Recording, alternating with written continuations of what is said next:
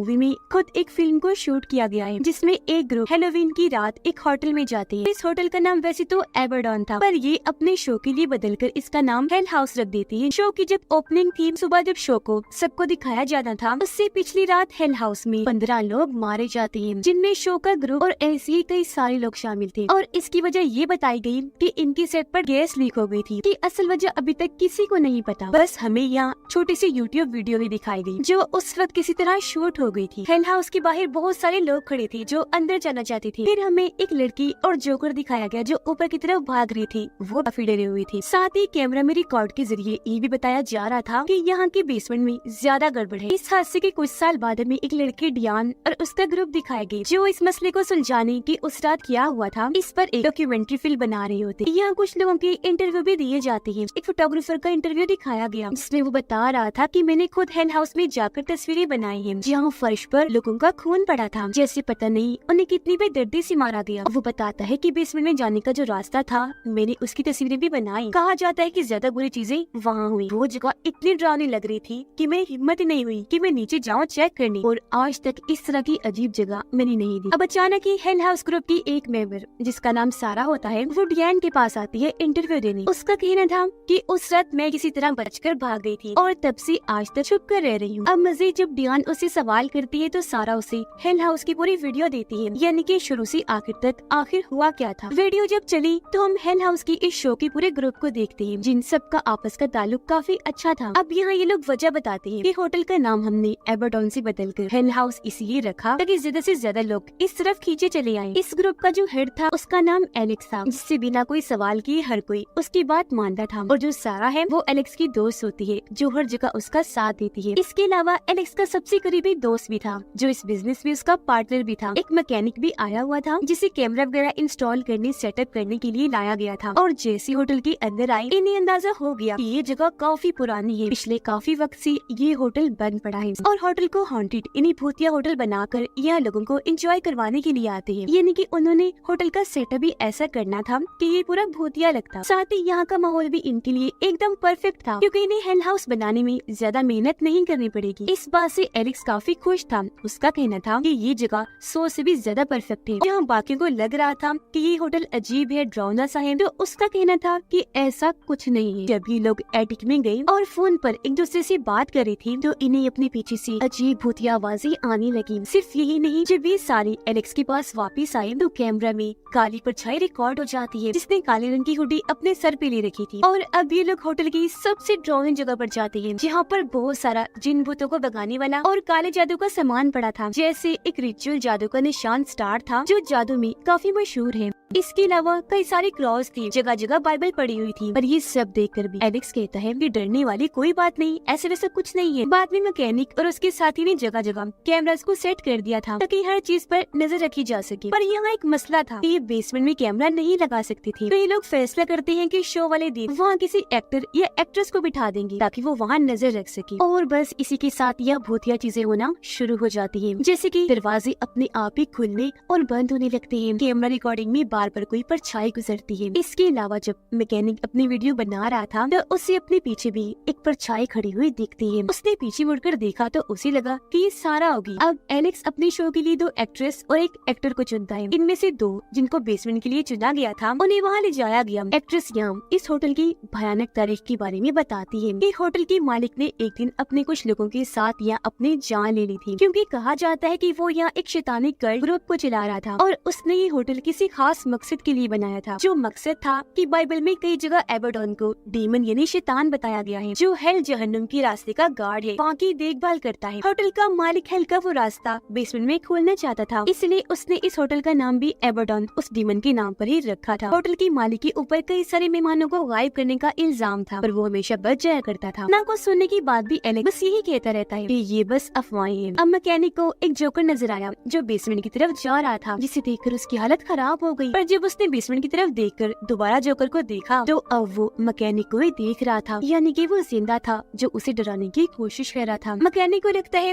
कि ये मेरे साथी की शरारत है। सच पता करने के लिए जब वो बेसमेंट में आया तो अब वहाँ एक नहीं 3 जोकर थे जो एक जैसी पोजीशन में बैठे हुए थे। जो चीज काफी अजीब थी, वो बहुत डर गया। ये देखकर उसकी हालत इतनी खराब हो गई कि वो जल्दी से कूदकर बाहर आ गया। उसे उल्टियाँ होने लगी थी, दरवाजे अपने आप ही खुल रहे थे, बंद हो रहे थे। अब वो इस सारी बातें जाकर एलेक्स को बताता है, पर उसने तो हर बार की तरह इस बार भी इस पे यकीन करने से साफ साफ मना कर दिया। उल्टा वो मैकेनिक को ही जुटला देता है, जिससे यहाँ उसका ये चेहरा भी सामने आता है कि एलेक्स कितना खुद गर्ज है। उसे सिर्फ अपनी और इस कंपनी की ही पड़ी है, उसे अपने बाकी ग्रुप की कोई परवाह नहीं थी। अब एक रात इन्हें फिर से जोकर दिखाई दिया, जो वही बेसमेंट वाले रास्ते पर खड़ा था, नीचे जाने की कोशिश कर रहा था। एलेक्स के दोस्त ने जब उसे देखा तो अजीब तो लगा, पर छूने पर वो सिर्फ स्टैचू ही था, इसलिए वापस उसे उसकी जगह पर ही रख आता है, यानी बेसमेंट में। लेकिन अब वो सारा को बड़ी अजीब हालत में देखता है। वो दीवार के पास जाकर किसी से बातें कर रही थी और लफ्जों को उल्टा बोल रही थी। ये देखकर एलेक्स का दोस्त फौरन उसके पास आकर सारा को संभालता है, जिससे वो वापस अपने होश में आ गई। ये लोग देखते हैं कि जोकर को जहाँ इन्होंने रखा था वो अब वहाँ पर है ही नहीं, जो चीज काफी चौंका देने वाली थी। पर इसे नजरअंदाज करके ये जो वापस आ रही थी तो देखते हैं कि डाइनिंग टेबल पर इनके लिए खाना सजा हुआ है और वो जोकर इनके लिए खाने पर इंतजार कर रहा है। वो सामने खड़ा था, जो चीज काफी डरावनी थी। अब इस सब की वजह से लोग अगले दिन एलेक्स को ढूंढते हैं, पर वो इन्हें कहीं नहीं मिलता। इन्होंने जब उसका कमरा चेक किया तो वहाँ एक डायरी मिलती है, जिस पर एलेक्स ने बेसमेंट वाले रेचल के निशान, जोकर, उल्टे क्रॉस और न जाने क्या क्या बनाया हुआ था। कई सारे मंत्र भी लिखे हुए थे। फिर सारा एलेक्स को ढूंढ लेती है और रोते हुए उसे सब कुछ बताने लगी कि मुझे यहाँ बहुत डर लग रहा है, ये जगह बहुत अजीब है। अब इनके शो के 3 दिन रह गए थे, पर मैकेनिक को अजीब लग रहा था। वो चाहता था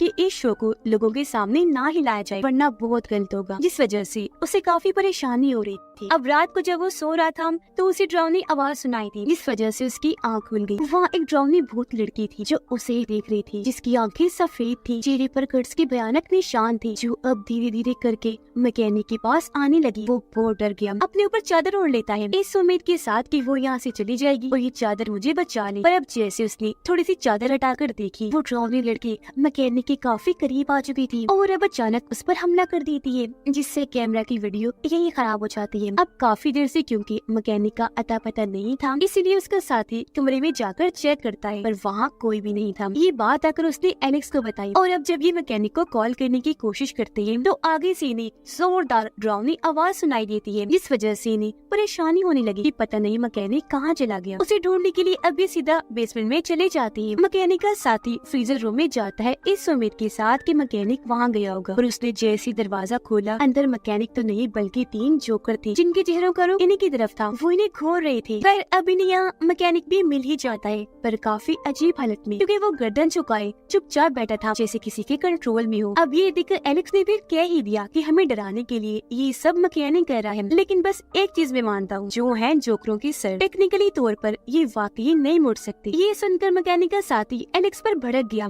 कहता है कि मैं तंग आ चुका हूँ, मुझे अब यहाँ काम नहीं करना, अब मैं जा रहा हूँ। जो कहकर वो यहाँ से बाहर चल दिया, जिसके पीछे पीछे एलेक्स का दोस्त भी जाता है। वो मैकेनिक के साथी को एक ऐसी राज की बात बताता है जो सुनकर मैकेनिक का साथी चौंक भी गया और फिर से काम करने के लिए राजी भी हो गया। पर आखिर में इन्होंने ये भी कहा कि सच में एलेक्स ने हमारी जिंदगी बर्बाद कर दी, जिसमें अब हम कुछ भी नहीं कर सकते। यहाँ हमने नोटिस किया कि जब से मैकेनिक बेसमेंट से वापस आया, वो अपने बिस्तर से ही नहीं उठा, वो वहीं पड़ा रहता है। जिसके बाद आखिर शो वाली रात आ ही गई, यानी कि अब सिर्फ कुछ ही घंटे रह गए थे हेल हाउस की ओपनिंग में। बाहर बहुत सारी ऑडियंस की भीड़ लगी हुई थी जो इस शो का हिस्सा बनने आई थी। इन लोगों के लिए एलेक्स और एक एक्ट्रेस बाहर आते हैं और अपने शो में इनका वेलकम करते हैं। और अब हम यहाँ पर फिर से शुरुआत वाले सीन में आ जाते हैं, जहाँ कुछ लोगों ने यूट्यूब की वीडियो बनाई थी। ये वहाँ की फुल वीडियो है। एलेक्स एक्ट्रेस को उस स्टार वाले निशान के सामने बांध देता है और सामने एक्टर को जोकर बनाकर बिठा देता है, ताकि वो हर चीज पर नजर रख सके और एक्ट्रेस की भी देखभाल कर सके। अब सारे लोग हेल हाउस में आना शुरू हो गए, जबकि एक्टर जो जोकर बना हुआ था वो बेसमेंट से बाहर आता हुआ दिखता है, जो बेहद डरा हुआ था। और यहाँ हैरान करने वाली बात ये कि इसके 9 दिन बाद उसकी लाश अपने कमरे में से मिली थी। सारा भी डरी हुई ऊपर भाग रही थी, जिसे हमने शुरुआत में भी देखा था। अब बेसमेंट में हमने देखा कि वहाँ एक अजीब सा इंसान आया है, जिसका चेहरा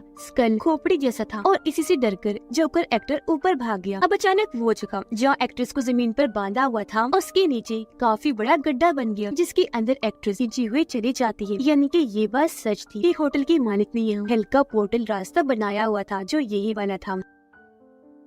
अब हालात खराब होते ही एलेक्स का दोस्त यहाँ आए लोगों की मदद करने लगा यहाँ से बाहर निकलने में। पर अब जब उसकी खुद की बारी आई तो सारे दरवाजे उसके लिए बंद हो गई थी। यहाँ उसे मैकेनिक का साथी भी मिला जिसे वो बेसमेंट में जाने का कहता है ताकि वो एक्ट्रेस की मदद कर सके। पर अब जब ये वहाँ गया तो मैकेनिक का साथी भी हेल के रास्ते में भेज दिया जाता है। और अब हम यहाँ बहुत ही डरा देने वाला सीन देखते हैं। अचानक सभी भूत आत्माएं अपने यहाँ पे जिंदा हो जाती है ताकि वो अपने साथ और आत्माओं को ले जा सके। हर जगह आत्माएं फिरती हुई साफ दिखाई दे रही थी। अब जब सारा और एलेक्स का दोस्त ऊपर एटिक में गए तो ये वहाँ अजीब हालत में एलेक्स को देखते हैं जो खुद को फांसी पर लटका रहा था। उसका दोस्त उस सारा एलेक्स को ऐसा करने से मना भी कर रही थी। पर तभी यहाँ और भी कई सारी काली हुड वाली आत्माएं आ गई जिनके साथ उनका लीडर भी था। वो इन लोगों को ऐसा करने से मना करके उनका कैमरा ही तोड़ देता है और तब तक एलेक्स ने खुद को फांसी से लटका ही लिया था। अब आगे क्या हुआ एंडिंग पूरी दिखाए बगैर ही वीडियो बंद हो गई और प्रेजेंट टाइम मौजूदा वक्त में हम सारा को देखते हैं जहाँ पर सारा का कहना था कि बस यही हुआ था। जिसके बाद में मेन दरवाजे से निकलकर होटल से सही सलामत बाहर आ गई और बस सभी से आज तक में